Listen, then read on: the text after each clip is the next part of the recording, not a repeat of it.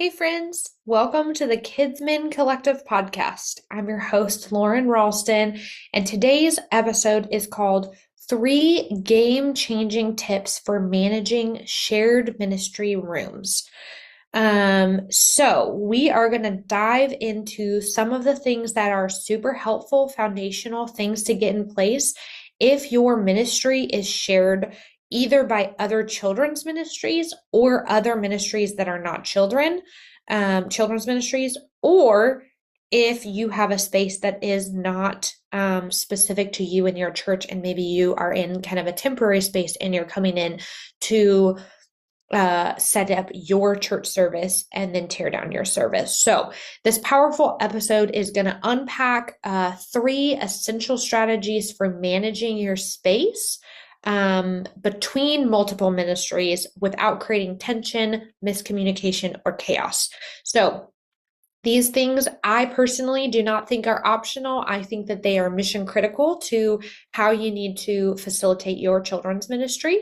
So just a quick story to kick this off is when I stepped into my ministry role on staff at a church, we were a large church that had multiple, we called them congregations. So we had a Friday night congregation that was specific to Celebrate Recovery. We had a Saturday night congregation that had a full kids ministry team. And then I was part of our Sunday morning kids ministry team. So as you can see, there's lots of people using lots of spaces on campus. So my building that I was in charge of got used on Friday night for adult Celebrate Recovery groups. So that meant that there were people struggling with addiction, and they had signs that said, drug addiction or alcohol addiction, and they were posted on the signs and the signage on the outside of my classroom doors. And Saturday night would come in, and after Friday night, CR had been there, Saturday night would come in and they'd be like, oh no, there's these signs that talk about, addictions and things like that are posted in our kids ministry hallways. That's going to frustrate and confuse and make parents nervous. And then the Saturday night team would come in, they would use the classrooms. I would come in on Sunday morning and the space maybe hadn't been returned to the same, like the way that it was supposed to be set up, or, there was something I couldn't find, or, Saturday night had come in and this stuff wasn't set up from Friday night correctly. So as you can see, there are lots of pieces to this and lots of layers that cause confusion, cause chaos, cause miscommunication. Like there's a lot of room for those things to come up, right? So when I started, I was new to the Sunday morning team. The Saturday night girl was about to step out and she wasn't going to be on staff anymore. So a new leader and her role came on. Friday night, I didn't have a lot of communication with. And so, but because all of these separate ministries were using the same space, we had to create some foundational things to make sure that we could operate in a way that made sense for everybody involved, that everybody knew what was expected and what was the clear, guidelines for how things need to be done. And so that is what is going to be critical to you in your ministry, whether you're operating like I just described and there's multiple ministries using your space, or you are coming in and setting up your Sunday service and then tearing down your Sunday service. The same things are going to apply in slightly different ways, but they will both apply. So if you are sharing space, you are going to need to lead intentionally. So how do we do this? The number one tip that I can tell you that is, again, I'm going to use this term, mission critical. It is mission critical that you open up a line of communication between all parties involved. That means that if you have a Friday night, a Saturday night, and a Sunday morning group, and I didn't even explain this piece, but there was also a weekday preschool program that was meeting in the same building. So that's 4 different groups that are operating 4 very different ways in the same space. And so we needed to foundationally set up a place to communicate. Not only open a line of communication, meaning build a relationship with each other, but also setting up a space where we could talk about that. So it started by building relationship and making sure that I had that foundation set with them, which I'm going to talk a little bit more about that relational stuff in a moment. But opening up the line of communication. You cannot fix the things that you don't talk about. So if it just keeps getting swept under the rug that I come in on Sunday and I'm frustrated because over and over and over, Saturday night didn't put something back the way they were supposed to. Was that communicated? Did they know that? If I sweep it under the rug and never address it, then nothing's ever going to change. One of my husband's favorite sayings is, if nothing changes, if nothing changes. So you can't expect that something's going to be different if you don't ever make a change, right? And so they might not know that that's what needs to change. So how do you open up that line of communication so both all parties involved can be having a place to communicate, and also creating a space that is welcome, that people can have a conversation, but also a platform that they're able to do that. So I noticed that when I started, it was, I would text Saturday night and say, I can't find this thing. When I showed up at 7 a.m. on Sunday morning to set my classrooms up, I'm texting somebody who just worked all evening Saturday night to say, I can't find this. They're probably sleeping in, not getting up, and now I'm interrupting their Sunday morning. So that wasn't overly efficient. And I didn't really then have communication with Friday night. So Saturday night didn't really have communication. Like, it was all these individual messages and threads. So I created one centralized location that it made sense. We got an app. I think at one point we used WhatsApp, which is free, and we used GroupMe. And the only people that I put into those group messages were the staff people specific to the building. So that included the point person for staff for Friday night, the point person for staff for Saturday night in that building. I was in it because I was staff for Sunday morning, and I had a counterpart who worked also in that preschool age group with me. She was in it. And then we had a staff member for the weekday program. So all 5 of those people were in the group message. We had one line of communication, one centralized place to have the conversations. And then when I text on Sunday morning at 7 a.m., hey, I can't find this thing, I'm making the assumption that Saturday night is the one who did not place it in the correct place, or they did something with it, right? Because they were the last person in the building. But what if that was never Saturday night and I send in the group message, hey, just curious, where did this thing go? I can't find it. Can anybody help me? What if that was Thursday afternoon when that weekday program let out? That was the last person to have seen it. So it helps you open up a line of communication, gives you one centralized place for that. How that piggybacks into step 2 is the relational side of things. So you have to start with a foundational relationship with these people. And one of the best things that I did is I individually went to lunch with these people. I got to know them. I talked to them about what their needs for the building were, what my needs for the building were, how we could work together in that and partner together. But building relationships so that that's the foundation of these conversations rather than it just being an accusation. I can't find this thing. Why didn't you put it back? Versus, hey, just checking in. I know we're friends. I'm not upset. Just want to know if anybody knows where this thing is, right? Like, that's going to be different. If somebody you don't super know or you don't super trust says, where's this thing? It's going to feel much more like an accusation than if your friend comes to you and asks that, because you guys have a foundation of relationship. So without the relationship, your communication is going to become complaint based. You're only going to talk to them if you're complaining about something that wasn't done, or you can't find something, or you need something, or somebody, didn't do something correctly. So we want to avoid that if possible. We want to just work on how we communicate with each other. So again, these first 2 tips really go in tandem with each other. So the relationship is the foundation of how we start to have the conversations, and we need the communication platform to be able to work hand in hand in order to open up communication in a way that it works for everybody and makes everybody be able to work together, right?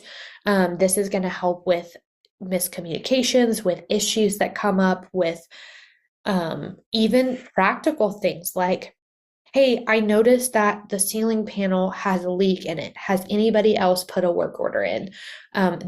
Those pieces of communication were super helpful. That helped streamline our processes and helped us be more efficient because I'm not putting in a work order and somebody else is putting in a work order. We are on the same page about who's doing what. So super, super helpful there to have both of those pieces. So some of the things that you can do to build those relationships would be definitely if you have a new staff member coming on in one of those roles, or there's somebody who's on the team, the building that you are leasing or you're renting or whatever, to come set up your children's ministry, find those key people and start to get to know them. So schedule a coffee once a quarter or once a semester. If you have multiple people, like the example I gave, maybe you do that once a quarter or semester with all of those people involved so that you just get to be together face to face. You get to see each other, you get to have conversations. Somebody can bring up something that they've noticed as a hard thing, but it isn't just a message that's accusing somebody else of doing something wrong. The other piece that you can do is you can celebrate your wins together. There's shared events, there's shared wins across ministries, like bring those things up in those messages and don't just make it about corrections or other like difficult things. It can be a fun place too. And be sure to thank other ministries when things go right. Congratulate them on, hey, we tried to implement this new system. It's going super well. I keep hearing all these compliments about this thing. Be willing to engage in that level also, not just about the hard things or trying to set up the systems, right? And engaging in excitement when things go right, celebrating those wins together. The third tip is basically it builds on these last two, right? And it is in some ways, this is one of the key things that changed the game for me is I needed to collaborate on the setup plan for each classroom. So this meant that I needed to, and I think probably, to be honest, it was a while ago, so I can't remember exactly how I did it, but I met, I believe, individually with each key person for each ministry that was using the building and asked them what they needed for the space. After I had collected my data from all of those different individual parties, and I knew what were the things that I needed from the space, I had to take all of that information and I had to put it in one place and figure out, okay, based on what every single person needs, how do we make the best plan? That does not mean that you are going to be able to meet every need from every person in all of those different places, right? Like I can't make this be exactly what every single person wants, but based on all of the information you're presented, how do you come up with the best plan to make the space work for all the parties involved?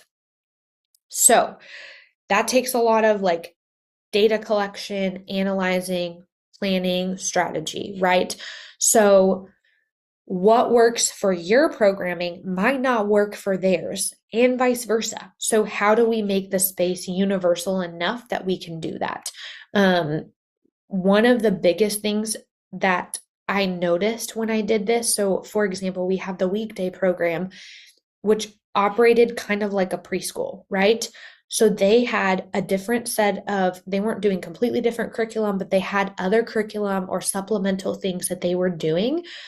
And at the time when I stepped in, Sunday mornings team got to put all their stuff up on the wall.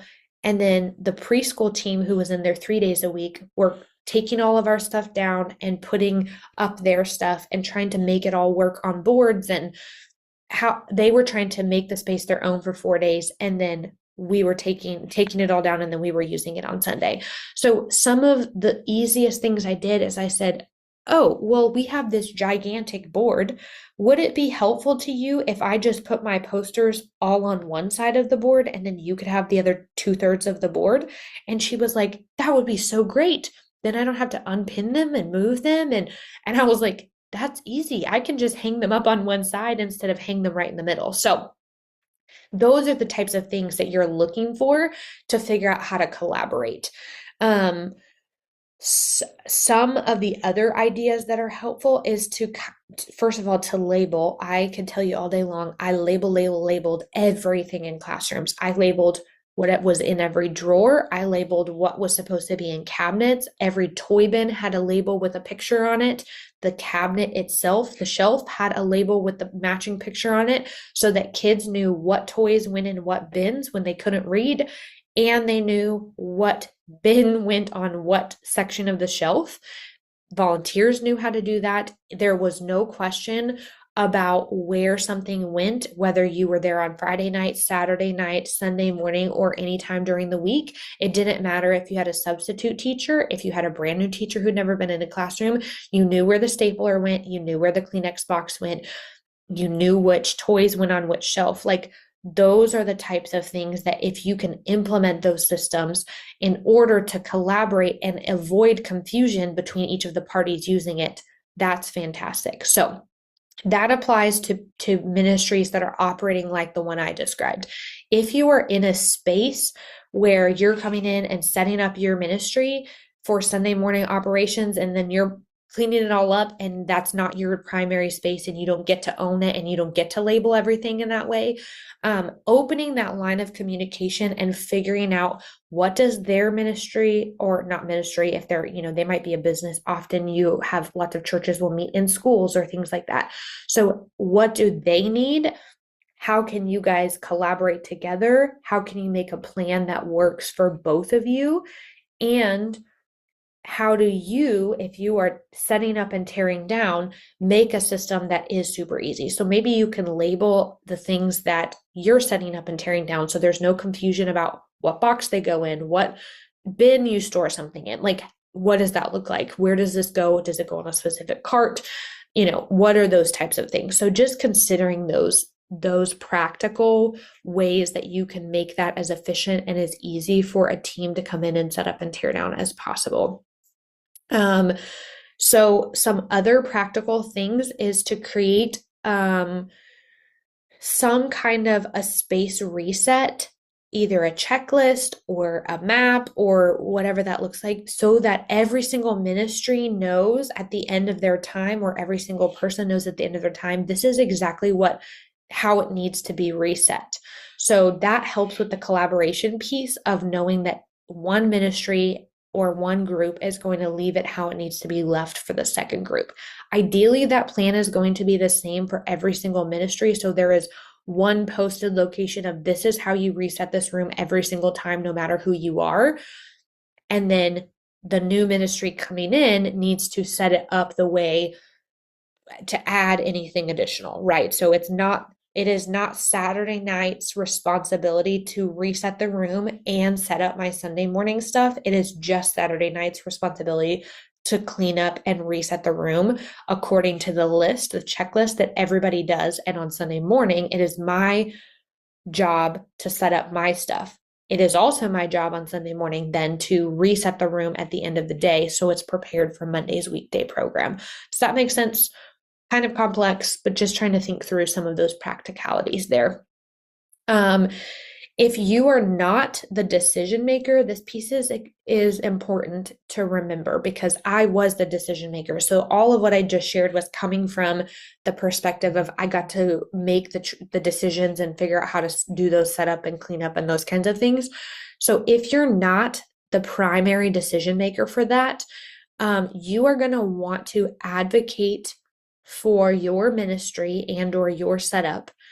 But you want to do that respectfully and clearly. So if you are the one who is saying this, everybody keeps coming to me and saying, you didn't redo this or you didn't set this up correctly, go to the person that is in charge of the decision making and say, hey, can we talk about how we can collaborate? Bring up these ideas and these topics of, can we open up a communication channel? Is there one place that we can have a platform to have a conversation? Is there some place that I can just connect with you and meet with you and share some of the needs that I have in space and why there's a complication or a miscommunication or why this is challenging between your ministry space and my ministry space? So doing that from a respectful but clear perspective is very, very helpful. So remember also at the bottom line that this is not really your space. This is shared kingdom space. What is the goal? We are here to love and serve others. We're here to make disciples, to share the gospel with children. And so steward these spaces like you're a leader and with that mindset that this is kingdom space and it's not specific to you. So those are my 3 game-changing tips for the ways that it changed how I did ministry and collaborated with other ministry leaders in our shared spaces. So I hope those were helpful. I hope that those were like, oh, there's some key insights I can take away from that. If you want to talk about this, if you want to figure out, I don't know what the strategy is for my ministry to be able to come up with a plan that works for everybody, I would love to talk about this with you.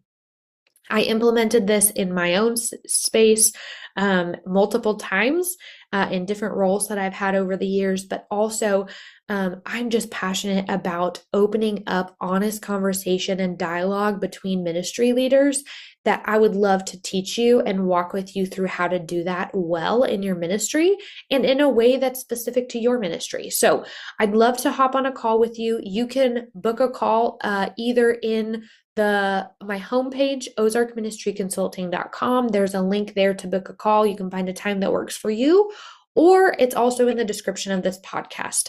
So I would love to connect with you. I hope to hear from you soon, and I hope that you have a wonderful week. Thanks for joining me today on the Kidsmen Collective podcast, where we're all about nurturing leaders and impacting generations. Before you go, I want to invite you to take the next step in growing your ministry with confidence. I've created a free Kidsmen Leader Assessment designed just for leaders like you. It walks you through the 5 key areas: purpose, people, programming, physical space, and procedures, helping you celebrate what's going well and uncover where there's room to grow. Whether you're a brand new leader or you've been leading for years, this tool will give you a clear picture of where your ministry stands and where it could go with a little strategy and support. Head over to ozarkministryconsulting.com to get started. You'll find the assessment right on the homepage, quick, simple, and packed with insight. And if this episode encouraged you, share it with a fellow leader or leave a review. We're better when we grow together. Until next time, keep leading well, keep loving big, and remember, your ministry matters.